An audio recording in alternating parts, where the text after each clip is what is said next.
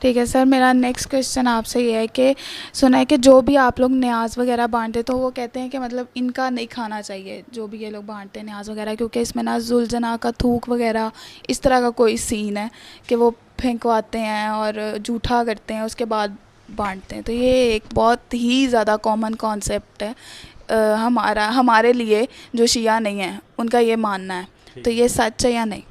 अब बहुत अच्छा ये सवाल है, क्योंकि ये प्रोग्राम ही मिसकंसेप्शंस के बारे में मैं कोशिश करूँगा कि इस चीज़ को क्लियर कर सकूँ। देखें बेटा, आज आप 21st में जी रहे हैं, सोशल मीडिया का दौर है, हर बंदे के पास मोबाइल है।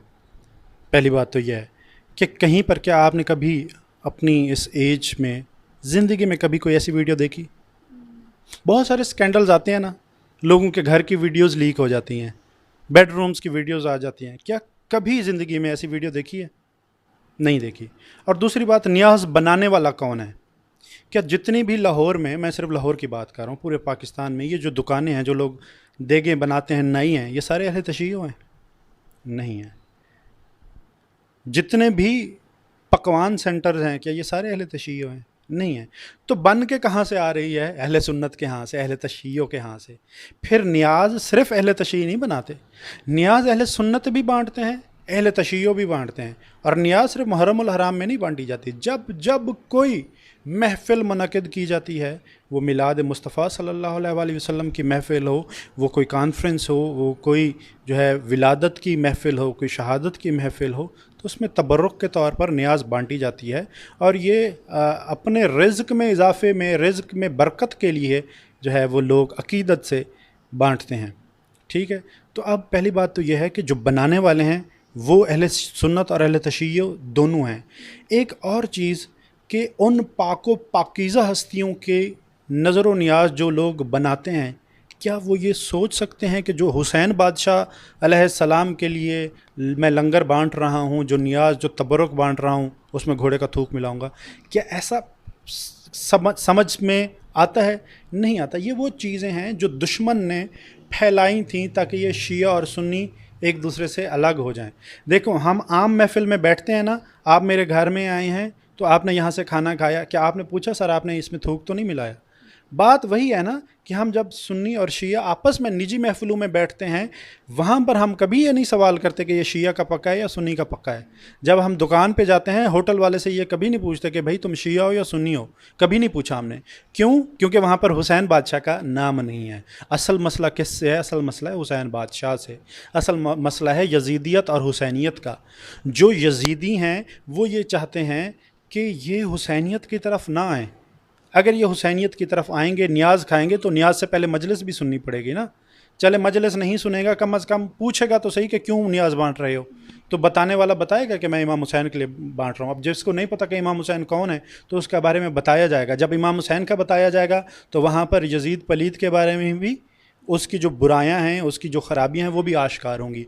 तो अपने यजीद को बचाने के लिए इस तरह की मिसकंसेप्शन क्रिएट कराई गई है कि लोग एक दूसरे से दूर रहें, सुन्नी शिया से दूर हो जाए, शिया सुन्नी से दूर हो जाए। इसी तरह मेरे ख़्याल में अहले तशय्युह मकतब फ़िक्र में भी कुछ जाहिल जो लोग हैं, उन्होंने भी इस तरह की बातें फैला रखी होंगी यकीनन। तो इस तरह की बातें जो हैं वो सिर्फ़ एक दूसरे से दूरी अख्तियार करने के लिए। आप ख़ुद जाके मुशाहिदा करें, आप जाएं, आप अपना स्टिंग ऑपरेशन करें, वहाँ पर मोबाइल लेके जाएं, कैमरे, हिडन कैमरा लेके जाएं कि देखें ये जो शिया नियाज़ लेके आते हैं, तो ये बहुत सारे आप देखते हैं चैनल्स पे, वहाँ पर वीडियोस बनती हैं, स्कैंडल्स आते हैं, क्या क्या मिलावटें हो रही हैं। जब वो मिलावटें पकड़ी जाती हैं तो आपसे एक थूक नहीं पकड़ी गई इतने 1400 सालों में। ठीक है। तो बात यह है कि सिर्फ एक दूसरे से दूरी अख्तियार करने के लिए। फिर उन पाको पाकीज़ा हस्तियों को मानने वाले ऐसे पलीद काम नहीं करते। ऐसे पलीद काम वो करते हैं जो उन पलीद हस्तियों को मानने वाले हैं। अच्छा, एक सेकंड लास्ट क्वेश्चन है मेरा कि मतलब पूरे साल तो अफ़सोस नहीं होता ये, ठीक है, और ये क्यों नहीं होता फिर पूरे साल अफ़सोस? अगर है अफ़सोस तो पूरे साल होना चाहिए ना। वो 10 दिन ही, उस 10 दिनों पे क्यों ज़ोर डाला जाता है? 9वीं 10वीं इस पे तो बहुत ज़्यादा डाला जाता है, लेकिन 1st से 10th तक बहुत ज़्यादा ज़ोर डाला जाता है, ऐसा क्यों है? अब देखें, क्योंकि इसकी मुनासबत मुहर्रम से है, ये वाक़या जो है वो मुहर्रम के अयाम में हुआ, तो इसलिए बहुत ज़्यादा जो अहले सुन्नत अहले तशय्यो दोनों मकतब फ़िक्र में ये महाफ़िल होती हैं, मजालिस होती हैं, वो मुहर्रम में इसलिए बहुत ज़्यादा होती हैं कि इस वाक़े की निस्बत जो है वो मुहर्रम के साथ है। बाकी जो अहले तशय्यो मकतब फ़िक्र है वो ये समझते हैं कि हमारा जीना, हमारा मरना, हमारी खुशी और हमारी गमी अहले बैत के साथ है। आप देखते हैं बहुत सारे अजीब लोग होते हैं, वो कहते हैं कि जी ये अपनी शादियों पे भी रोना धोना डाल देते हैं। शादी इनके बेटे को सेहरा पहनाया जाता है और ये इमाम हसन के बेटे को याद करके रो रहे होते हैं। शादी इनके बेटे की होती है, नोहा ये अली कासिम का पढ़ रहे होते हैं। ठीक है, क्यों करते हैं? ठीक है, इसी तरह मरता इनका कोई अपना है, ये वहाँ पर जो है मसाइब इमाम हुसैन के पढ़ते हैं। इनका मरता कोई जवान है, ये मसाइब अली अकबर के पढ़ते हैं अपने जवान पे। इनका कोई बच्चा मरता है तो मसाइब ये अली असगर के पढ़ते हैं। ये बात यह है कि जब किसी का जीना और मरना आप सिर्फ लफ्ज़ी कह दें तो एक और बात है, जब आप वाकई अमली तौर पर ये कह देना कि मेरा जीना और मरना अहले बैत के साथ है, मेरी खुशी और गमी इनके साथ है, तो फिर जहाँ जहाँ अहले बैत खुश हुए वहाँ वहाँ हम खुशी मनाते हैं। जहाँ जहाँ इन पर मसाइब आए, इनकी शहादतें हुई, सिर्फ़ 10 मुहर्रम को इमाम हुसैन अलैहिस्सलाम की शहादत को नहीं याद किया जाता, बल्कि जितना आइम्मा हैं, इमाम अली अलैहिस्सलाम की शहादत है, इमाम हसन बादशाह की शहादत है, इमाम ज़ैनुल आबिदीन अलैहिस्सलाम की शहादत है, इमाम मोहम्मद बाक़िर अलैहिस्सलाम की शहादत है, इमाम जाफ़र सादिक अलैहिस्सलाम की शहादत है, इमाम मूसा काज़िम अलैहिस्सलाम, इमाम जाफ़र सादिक, इमाम मोहम्मद तकी अलैहिस्सलाम, इमाम अली इन तमाम आइम्मा की, इमाम हसन अस्करी अलैहिस्सलाम की शहादत तक, तमाम शहादत की जो तारीख़ हैं उस पर उनका गम मनाया जाता है। और उसके अलावा ये अब मुहर्रम से ये सिलसिला शुरू हुआ है, चहलम तक ये सिलसिला मुसलसल तवातुर के साथ ये चलता रहेगा, मजालिस होती रहेंगी। और उसके बाद भी आप जाएं तो हमारी हर खुशी के मौका पर भी आले मोहम्मद का ज़िक्र होगा, हमारे गमी के मौका पर भी आले मोहम्मद का ज़िक्र होगा। आप जाएं, हमारी इमाम बारगाह में कोई दिन ऐसा नहीं होगा जब नमाज के बाद अहले बैत का ज़िक्र ना हुआ हो, जब इनके फ़ज़ाइल, इनके मसाइब बयान न किए जाएं। तो ये कहना बड़ी एक अजीब सी बात है कि आप सिर्फ 10 दिन याद करते हैं और बाकी दिन भूल जाते हैं। आप कैसे भूल सकते हैं कि एक ऐसी कौम जो अपने वक्त के इमाम के इंतज़ार में है, वो इस इंतज़ार में है कि इमाम हुसैन अलैहिस्सलाम का बदला लिया जाएगा, कि हम उस इमाम के मानने वाले हैं कि जिस इमाम का परचम अभी सुर्ख है, यानी कि सुर्ख परचम इस बात की निशानदेही होती है कि अभी उसका इंतकाम लिया जाना है। तो जब तक इमाम अली मकाम की शहादत का इंतकाम इमाम ज़माना इमाम मेहदी अलैहिस्सलाम नहीं लेते, तब तक इनकी याद मनाई जाएगी। और उसके बाद ये मनाती हमेशा इसको मनाया जाएगा, क्योंकि अल्लाह का वादा है ना, तो मेरे ज़िक्र को बुलंद करो, मैं तुम्हारे ज़िक्र को बुलंद करूँगा। तो जिस तरह इमाम अली मकाम इमाम हुसैन अलैहिस्सलाम ने अल्लाह का ज़िक्र बुलंद किया ना, कि नेज़े पे भी कुरान पढ़ा, कटे हुए गले के साथ भी कुरान पढ़ा और अल्लाह के ज़िक्र को वो नहीं नीचा होने दिया। ठीक है, यजीद के दरबार में भी अल्लाह अकबर की सदा गूंजती रही।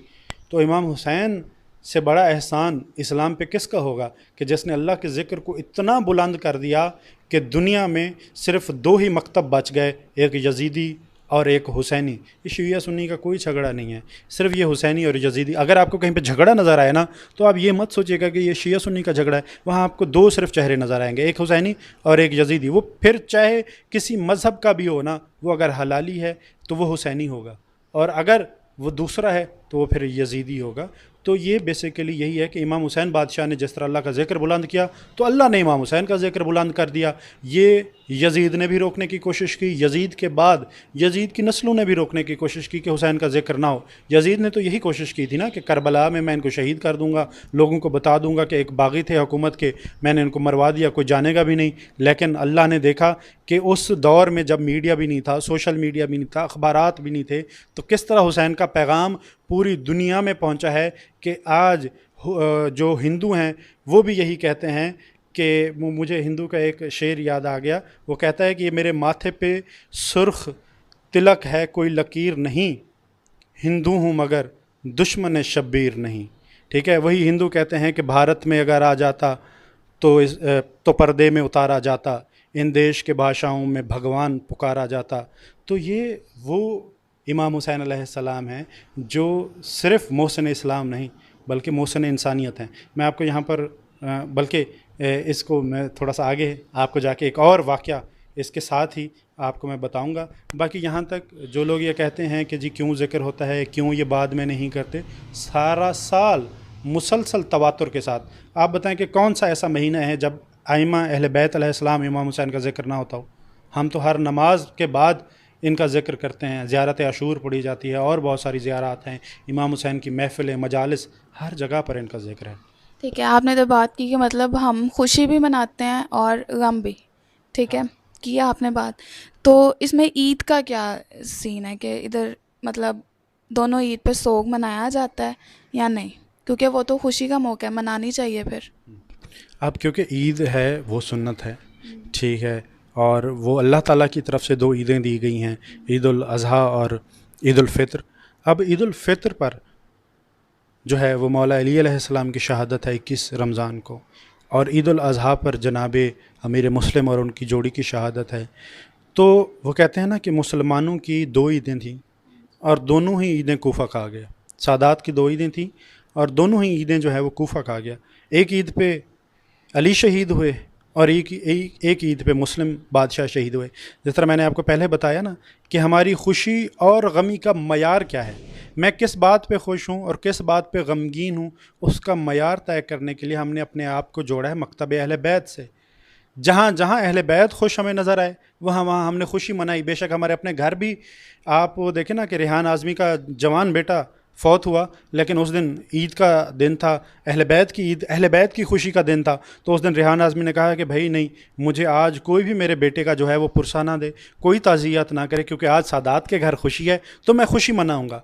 तो यहाँ पर रेहान आज़मी जैसे इमाम हुसैन के मानने वालों ने ये साबित किया कि हमारा अपना भी मर जाए, अगर सादात के घर खुशी है तो हम खुशी मनाएंगे, फिर अगर सादात के घर गम है तो बेशक हमारे घर जितनी बड़ी खुशी होगी वो हम खुशी नहीं करेंगे। उन तारीख़ में हम कोई खुशी नहीं करेंगे जब सादात के घर में मातम है, जब अहले बैत की बेटियाँ, जब रसूल खुदा सल्लल्लाहु अलैहि वसल्लम की बेटियाँ सोग में थीं, रोई थीं, तो हम तो उस चीज़ को याद करते हैं, उस चीज़ को जो है वो उसी तरीके से उसकी याद दहानी करते हैं ताकि लोग भूल ना सकें कि अली बादशाह को किस तरह शहीद किया और जो है वो बाकी शहादतें कैसी हुई।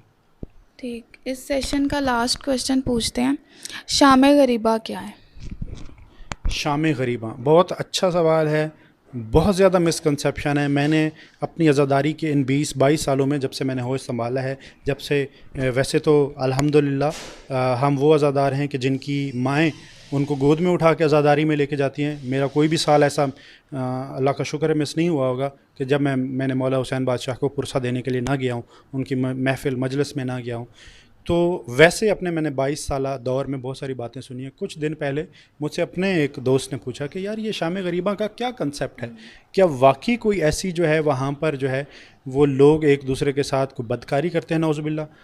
अब देखें, मैंने जैसे पहले आपको बताया ना, यजीद को बचाने का चक्कर है, ठीक है, कि एक अहले बैत अलैहिस्सलाम को मानने वाले, इमाम हुसैन अलैहिस्सलाम को मानने वाले, क्या वो इस तरह से कर सकते हैं? इसका जवाब जो है वो बहुत सिंपल है। मुहर्रम जो है वो कहते हैं कि लिबास तब्दील करने का नाम नहीं है, किरदार तब्दील करने का नाम है। इमाम हुसैन अलैहिस्सलाम ने इक़्तिदार के लिए जंग नहीं की, इमाम हुसैन अलैहिस्सलाम ने दीन को बचाने के लिए, शरीयत को बचाने के लिए जंग की। शरीयत को क्या ख़तरा था जो इमाम हुसैन अलैहिस्सलाम ने अपना कुंबा कुर्बान कर दिया, अली असग़र बादशाह जैसे शीर ख्वार बच्चे को कुर्बान किया, अली अकबर जैसे जवान को, हम शक्ल पैगम्बर को कुर्बान कर दिया।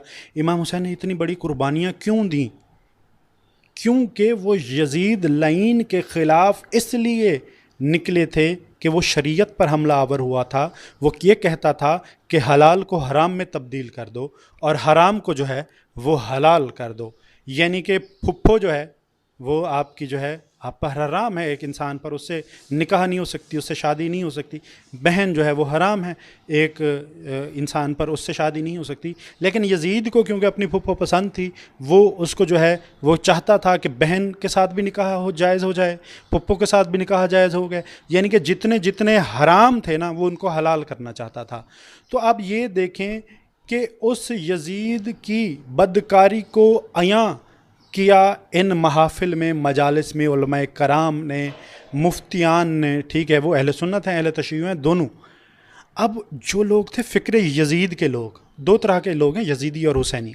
जो फ़िक्र यजीद के लोग थे वो हमेशा से अपने यजीद को बचाने की कोशिश कर रहे हैं। वो चाहते हैं कि यजीद को वाक़या करबला से किसी तरीके से निकाल लिया जाए, लेकिन वो हमेशा से नाकाम रहे हैं। अब आप देखें कि सोशल मीडिया का दौर है, पिछले साल ये नारे लगे कि यजीद ज़िंदाबाद। आप कहेंगे कि यजीद ज़िंदाबाद कौन कहता है, यजीद तो लाइन है। लेकिन आपको मुफ्ती मुनीब जैसे लोग भी मिलेंगे यजीद रैली निकालने वाले, यजीद के तहफ़्फ़ुज़ के लिए, ठीक है। फिर वो बुरके वाला जो मौलवी था लाल मस्जिद वाला, वो भी आपको यजीद का तहफ़्फ़ुज़ करता नज़र आएगा। बहुत सारे ऐसे लोग हैं, मैं नाम नहीं लूँगा क्योंकि हम जब इत्तेहाद का, वहदत का दर्स दे रहे हैं तो फिर मेरे ख्याल में नाम लेना मुनासिब नहीं है। बहुत सारे ऐसे लोग अभी भी मौजूद हैं जो यजीद को अपना बचाना चाहते हैं। वो ये चाहते हैं कि यजीद से या किसी तरीके से वाक़या करबला से निकाल लिया जाए, लेकिन वो कामयाब नहीं हो सकते। अब उन्होंने क्या हरबा इस्तेमाल किया, आज से चंद साल पहले उन्होंने कहा कि चलो जी ये शिया अपने बच्चों को तो बताते रहें, लेकिन हमारे अहले सुन्नत को ना पता चले कि वाक़या करबला में यजीद भी था। उन्होंने अपने लोगों को, शियों को पहले रोकने की कोशिश की, बम ब्लास्ट करके, गोलियाँ मार के। उन्होंने कहा शिया रुकने वाले नहीं हैं, ये तो यजीद पर लानत करते ही रहेंगे और इमाम हुसैन के फ़ज़ाइल बयान करते रहेंगे कि इमाम हुसैन ने इक़्तिदार के लिए नहीं बल्कि आप सल्लल्लाहु अलैहि वसल्लम की शरीयत को बचाने के लिए जंग की है।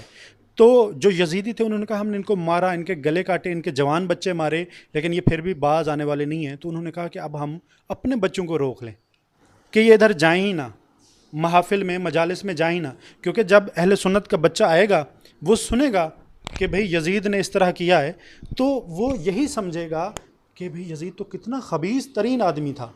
फिर यजीद का शजरा सामने आ जाता है ना, पूरा हसब नसब सामने आ जाता है, यजीद किसका बेटा था, कौन था, कैसे था। बच्चे के जहन में सवाल आएंगे ना जब वो यजीद के बारे में सुनेगा। तो उन्होंने अपने बच्चों को रोकने के लिए प्रोपेगेंडा किया। ये प्रोपेगेंडा आज से ही नहीं है बल्कि शुरू से है। यानी कि जब मौला अली अलैहिस्सलाम शहीद हुए नमाज में, तो शाम के लोगों ने क्या अली नमाज भी पढ़ते थे।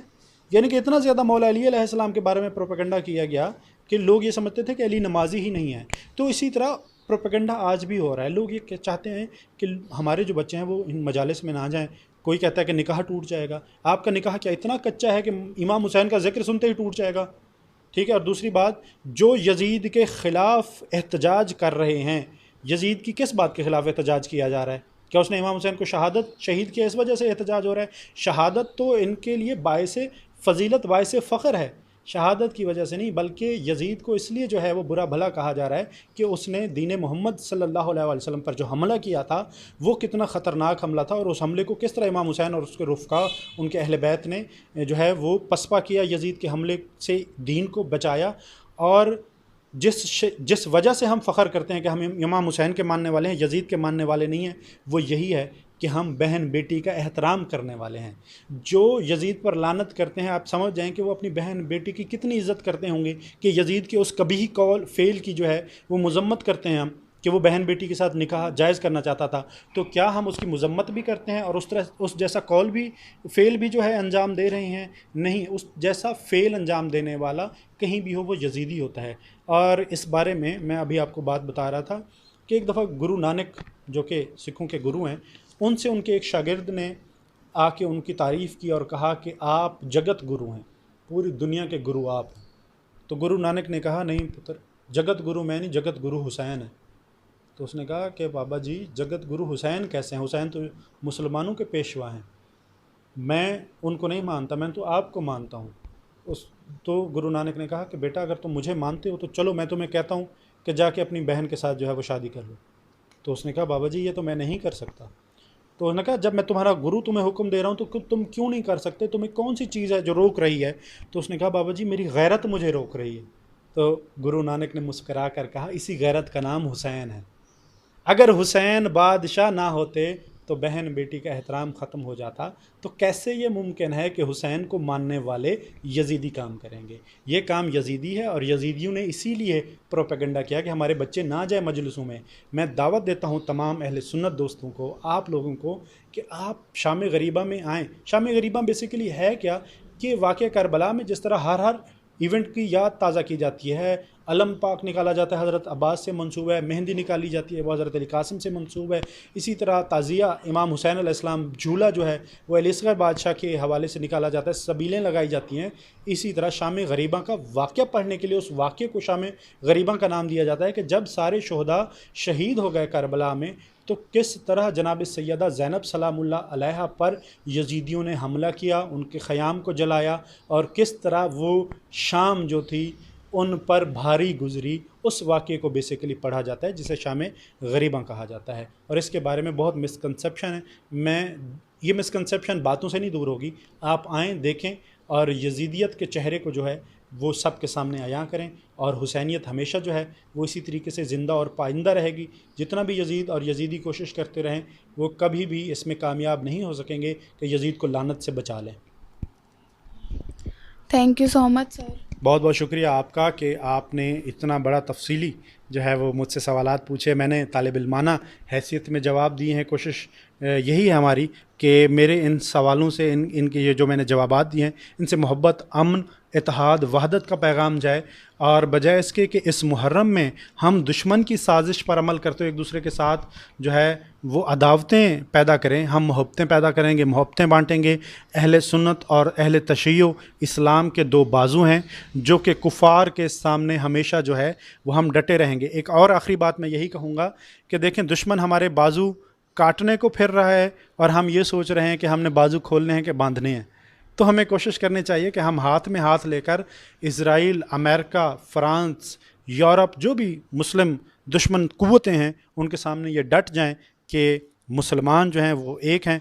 पूरी दुनिया में इनके ख़िलाफ़ जहाँ जहाँ कुछ हो रहा है वो हम उस साजिश को हमेशा नाकाम करेंगे इत्तेहाद के ज़रिए।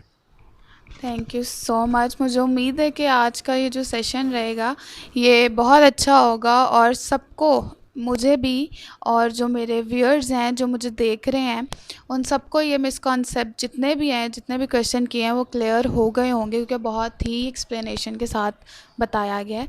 तो अगर आपको वीडियो अच्छी लगी है तो प्लीज़ इसको लाइक करें, शेयर करें और चैनल को सब्सक्राइब करें। अपना बहुत ज़्यादा ख्याल रखें। Thank you so much. और मेरे जितने भी स्टूडेंट्स हैं उनसे भी यही दरख्वास्त है कि इनके चैनल को सपोर्ट करें और सब्सक्राइब करें लाजमी। Thank you so much.